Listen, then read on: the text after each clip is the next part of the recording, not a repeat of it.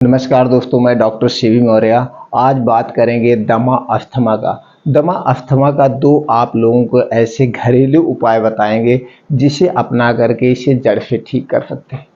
और दोस्तों, कभी भी कोई भी मेडिसिन लेना या किसी भी बीमारी के बारे में डॉक्टर को दिखाने जाना तो सबसे पहले एक बात का हमेशा याद रखना, उसके कारण को ज़रूर खोज लेना।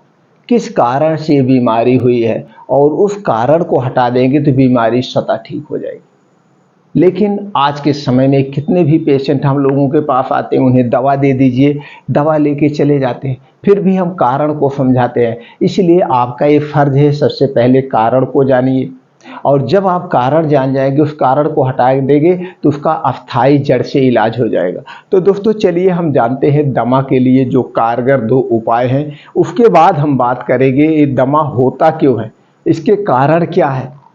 उस कारण को आप जान जाएंगे दोस्तों, आपकी बीमारी स्वतः ठीक हो जाएगी। तो पहले उपचार जान लेते हैं, फिर हम कारण पर चर्चा करते हैं। तो जैसे दमा के लिए जो उपचार हम बता रहे हैं दोस्तों, एक है गाय का मूत्र, गोमूत्र बहुत ही सफल है। तो सबसे पहले जान लेते हैं गोमूत्र में क्या पाया जाता, फिर हम जानते हैं इसे कैसे प्रयोग किया जाता है। गोमूत्र में nitrogen, sulphur, sodium, magnesium, iron, calcium, vitamin A, B, C, D, E इतने सारे तत्व पाए जाते हैं काऊ के गाय में यानी गोमूत्र में। लेकिन एक किसका चाहिए, ये भी है। गाय दोस्तों दो टाइप की, तीन टाइप की होती है, एक साहीवाल, एक जर्सी और एक देसी।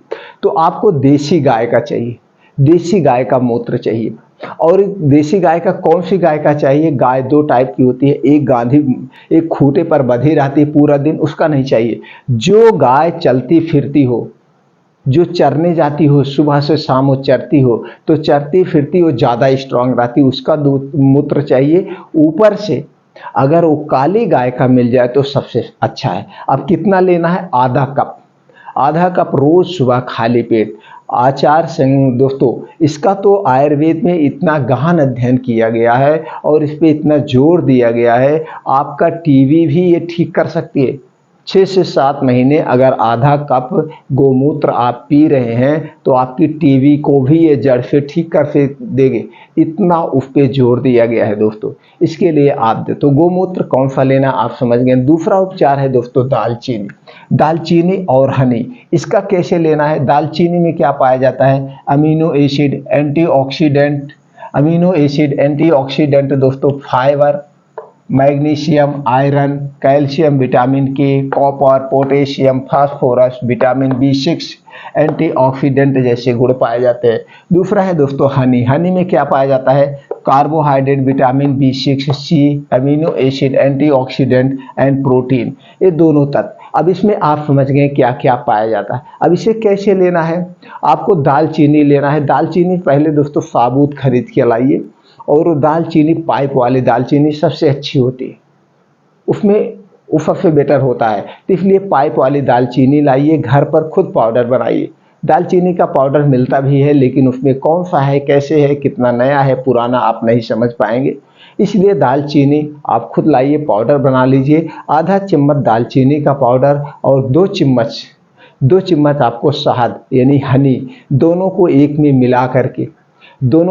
मिला करके शाम को 5 से 6 बजे आपका पेट खाली रहता है।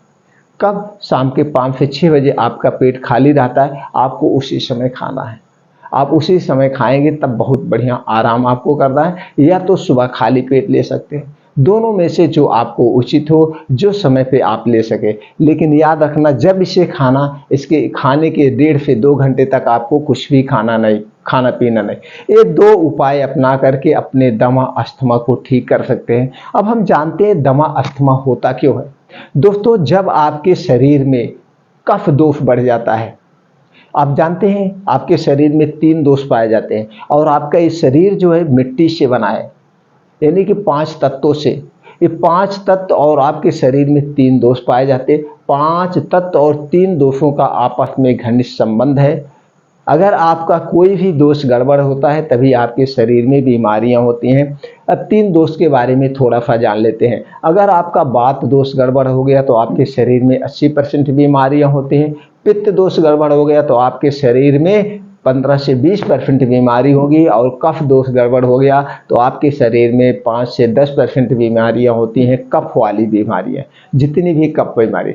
अब ये तीनों दोष की प्रवृत्ति कब कब होती है? जब आपकी उम्र 0 से 14 साल की होती है, इस समय आपका कफ प्रवृत्ति ज़्यादा होता है, आपको कफ बहुत ज़्यादा बनती है, नींदें आती हैं। तो कफ प्रवृत्ति वाले में आप देखते होंगे बच्चे अक्सर जुकाम बुखार से परेशान रहते हैं, खांसी आती है, निमोनिया हो जाती है, और आपने कहते हुए भी सुना होगा दादी माँ से कि जब ये बच्चा बड़ा हो जाएगा तो इसका निमोनिया ठीक हो जाता है। हाँ दोस्तों, सही बात है। और जब आप 14 साल के बाद यानी 15 साल से आप 60 साल के बीच में होते हैं, इस समय आप पित्त प्रवृत्ति में होते हैं, आपके शरीर में पित्त ज़्यादा बनता है, एसिडिटी ज़्यादा बनती है। तो आपको इसमें परहेज करना चाहिए कि एसिडिटी बनाने वाले जो पदार्थ हैं उनसे आप ना खाएं। और 60 साल के ऊपर आपका दोस्तों वात प्रवृत्ति, वायु प्रवृत्ति हो जाता है, तो आपको देखते होंगे गठिया बाई बताफ हो जाता है। तो दोस्तों ये कफ प्रवृत्ति के कारण आपको दमा अस्थमा हो रहा है। शुरू में आपको टीबी हो जाती है, तब भी दमा अस्थमा हो जाता है। किसी को एलर्जी की वजह से होती है, तो उसके लिए आपको चेक करवाना पड़ेगा किस एलर्जी से हो रहा है।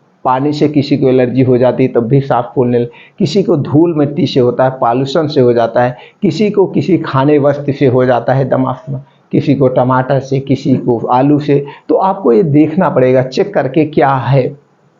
अगर ऐसे नॉर्मली चीज़ें हैं और ऐसे आपकी सांस फूल रही, तो ऐसे तो सांस फूलती नहीं बहुत सारे, या कभी कभी कमजोरी की वजह से फूलती है। तो कमजोरी की वजह से अगर आपको फूल रही तो अपने खाने में हरी साग सब्जियाँ शामिल करिए, दूध शामिल करिए, अंडे शामिल करिए। अगर आप मांस मछली खा रहे हैं तो मांस मछली खाइए, जो भी खाइए वो डेली रूटीन के हिसाब से अपने डाइट को आप मेंटेन कर लीजिए। अब दोस्तों आपने समझ गए 2 उपाय है। अब आप कफ दोष ना हो, कफ दोष के लिए आपको क्या नहीं खाना है? आपको कोई भी ठंडी वस्तु नहीं खाना है। ठंडी वस्तु खास करके दिन डूबने के बाद, दिन डूबने के बाद कोई भी ठंडी वस्तु नहीं लेना, चाहे आइसक्रीम हुआ, चाहे दही हुआ, चाहे मट्ठा हुआ, चाहे ठंडा पानी हुआ, कोल्ड ड्रिंक्स हुआ, कुछ भी नहीं लेना है। लेकिन आज के समय में अगर आदमी रात भी जग रहा है तो रात भी ठंडा पानी पी रहा, इतना ठंडा पानी पी रहा को बर्फ जमा के पी रहा, बर्फ जमा के। तो क्या होगा? इससे कफ बनेगा, और कफ बनेगा तो आपकी सांसें फूलेगी, और आगे चल के आप दमा अस्थमा की बीमारी से ग्रसित हो जाएंगे। अगर इन बीमारियों से आपको बचना है तो दोस्तों शाम के समय कोई भी ठंडी वस्तु मत खाइए, नहीं तो कफ दोष बढ़ेगा, और कफ दोष बढ़ेगा तो आपके शरीर में दमा अस्थमा जैसी बीमारी के हमेशा शिकार बने रहेंगे। तो दोस्तों इसलिए आप अपने कफ दोष को ठीक करिए, आप दमा अस्थमा से बचे रहेंगे।